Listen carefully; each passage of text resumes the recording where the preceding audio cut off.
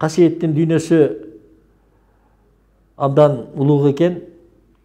Касиеттин дүйнөсү бир аалам менен жердин ортосундагы бир байланышты бекемдегендей, анан Кудайыма бир жакын, бир улуу касиет келип дарып, анан дарыганда, аны айтканда ал сөз эм болуп, дем болуп, жанагы жайчылыгы, уучулугу, айткан сөздөрү жаңбыр жагызып жибергидей, угуп калабызбы? Жаңбыр жагызып жиберчү эле, кумганды кайнатып жиберчү эле деген сөз көздө ошондой бабаларыбыз ошондой улуу энергетиканы бузбай, ал денесин да бузбай, ал дүйнөсүн да бузбай, жанын да бузбай, баратып эле кыска эле бизчила узун бербей эле, омейин деп карап туруп эле, мынтип эле карап туруп, бактай берип кете берген экен да. Сизди карап туруп мынтип эле омейин деп койгон экен, болду. Мына ошондо байланыш жик, тиги нур болуп байырга барган, тиги. Сен тартып алганда тозуп алдың, тартып алганда болду, сага сиңип кетти да.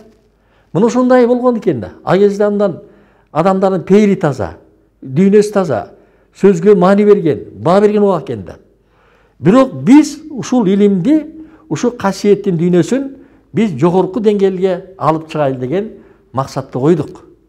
Мына Шаршеналы Кабат деген ушул экөөбүз, Абдырахман аке да бар берде. Мына баарыбыз Нышарат дегенибиз бар. Да көп адамдар бар. Мына ушул адамдар бир керек болсо биз ушул нерседен бир мен ойлоп атам, келечекте биз антропологдор, тарыхчылар, философтор бар чогулайлык. Чогулайлык. Ошондо биз ар бирибиздин көз карашыбызды айтайлык. Канткенде биз оңолобуз. Канткенде биз келечек муунга бир жолу тазарып, келечек муун бир бай жашоого, жакшы жашоого жетерине жол кантип ачылат, жана кантип кадам башталат деген жолдорду издей баштайт турган убак келип калды. Ошон үчүн Кудай кааласа бизде Таласта ошондой буюрса жакында айтып атабыз. Таластын тегерегинде губернаторубуз да жакшы бала экен. Ушу бала дагы тегинде бар. Анан адам таануу деген атайын передача уюштурду. Дайым ушундай нерсени козгоп атат. Мен ага сунуштадым. Айланайын балам, эмди сен ушундай бир кереге тартып, кең болуп отурайлык, тегерек болуп тең болуп отурайлык. Анан ой толгообузду айтайлык, сунушту айтайлык.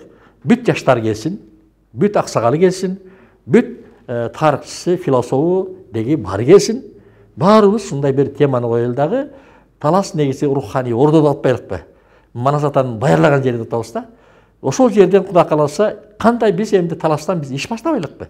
Биз 7 дубанга бир үлгүлүү иш баштайлык.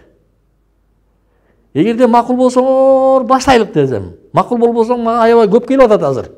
Мен ордого барайын дагы, борборго келейин дагы, ошол жерден баштайлык анда. Деген сунушту айтып атам азыр.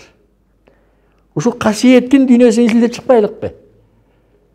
Кептин бар шакка ярат, курултайың да шакка ярат. Касиетиң болбосо курултай да болбойт. Касиетиң болбосо эл да башкара албайт. Касиетиң болбосо келечек муңду жок.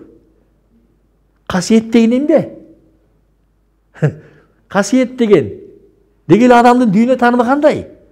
Дегеле анын көрөңгү дүйнөсү касиети канткенде сабырдуулукка келет, канткенде ал акылмандуулукка келет, канткенде ал данышмандыкка келет деген суроолор турат астыбызда. Жанагы кинорежиссерлор, мен кайталап айтып атам ушун керек. Кинорежиссерлор 20 мамлекетке барбай мага келди. Мага ошогон касиет адамдар бар да, бирок мага келди бар.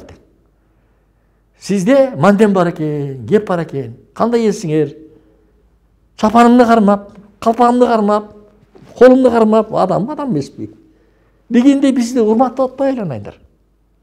Мисалы мен чет жакка барганда мамлекетке барганда ачылам да. Анткени мен бир ааламга чыгып кетем. Мен мондай пендечилик ачка калды, ток калды, башка деген нерсе жок болуп кетет да. Мен аалам менен бир болуп, касиет менен тең болуп калам да. Бүт суроолордун ушундай жооп бере берем. Мына ошондо аябай биздин төрөлгөндөн кайтыш болгонго чейин бизде касиет бар экен деп айттым. Ал касиетти силер дайыма эле ушул сөздү кайталай бересиңер дейт. Жок, кайталабайт дедим. Бизди биринчи бирөө бешик бөлүп алсак, кызга бөлүп алсак, ал өзүнчө айтылат. Балага бөлүп алсак, ал өзүнчө айтылат. А мейли кайра башка бала келсе, ага да башка айтылат. Ал бир абалкы тегине касиетине жараша айтыла баштайт. Биздин ата бабалар жана ырымын жасап келип атпайбы? Ырымын. Ырымдын энергетикасы бар, ырымдын күйүүсү бар да. Ана кулаштап турба, бутты айкаштап турба дегенде энергетикасынын баарын жабалап турбайбы? Муну кыргыз сезген экен да. Кулаштап турба босого деп. Босогодон негизи улуу касиеттер кирип чыгып турат экен да. Ошон үчүн бос үйдү эшигин ылдый кылып койгон, ийкем кылып кирсин деп. Арбаңыз деп кирген, арбаңыздар деп. Жок болсо дагы, бар болсо да арбаңыздар деп кирген да. Мына ошондой бир кыргыздын бир түпкүлүктүү бир дүйнөсү турат. Ошону биз ачып кетпесек, бабалар астында, келечек муун астында биз күнөөкөр болуп калабыз.